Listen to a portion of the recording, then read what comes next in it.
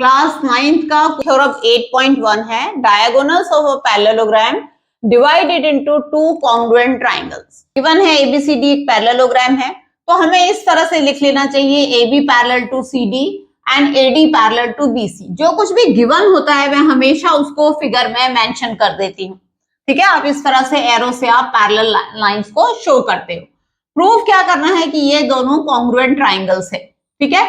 तो प्रूफ के लिए हम क्या लेंगे, in triangle ADB and triangle DBC। अब आप कर चुके हो ट्राइंगल्स का चैप्टर पूरा कॉन्ग्रुएंसी का, सो अब इसको बहुत आसानी से आप कर सकते हो। आप DB is common in both the triangles, ठीक है। नंबर 1 पॉइंट आ गया। दूसरा पॉइंट आप लिखोगे, इसमें हम एंगल के नाम को ना, जैसे हम इसमें एंगल B या एंगल D नहीं कह सकते, एंगल A या एंगल C कह सकते हैं, क्योंकि आप जानते हो कि B और D पे मोर देन वन एंगल बने हुए हैं। तो इसलिए मैं 1 2 3 4 इस तरह से लिख देती हूँ। तो अब मैं बोलूंगी angle 1 equal to angle 4 and angle 2 equal to angle 3, ठीक है।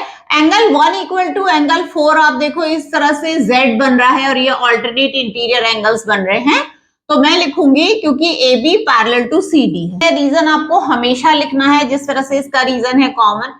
एंगल 2 इक्वल टू एंगल 3, अब एंगल 2 इक्वल टू एंगल 3 इस तरह से है, तो एंगल 2 इक्वल टू एंगल 3 के लिए मुझे लिखना है AD पैरेलल टू BC। क्यों? क्योंकि ये क्या हो गए हैं, ऑल्टरनेट इंटीरियर एंगल्स। अब हमने कॉन्ग्रुएंसी स्टेटमेंट लिखना है जो सबसे मेन है। आपको पहले ट्राइंगल का नाम ना किसी भी तरह से लिख लेना चाहिए बिंदास।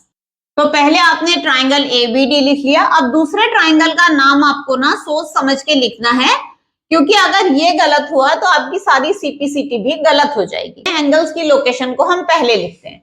तो यहाँ पे आप देखो B पॉइंट पे ABD का एंगल 1 है पर ADC का एंगल 4 है, और 4 है आपका D पॉइंट पे, यानी कि बीच वाले जहां B आया है सेकेंड लोकेशन में वहां पे हमें D लिखना है, और जहां पे D है वहां पर क्या लिखना है, मतलब जहां पे एंगल 4 है वहां पे एंगल 1 यानी कि B आना चाहिए। तो ये CDB आ गया, ठीक है। और ये जो हमारी कॉन्ग्रुएंसी हुई है वो एंगल साइड एंगल से हुई है, angle side angle, hence prove.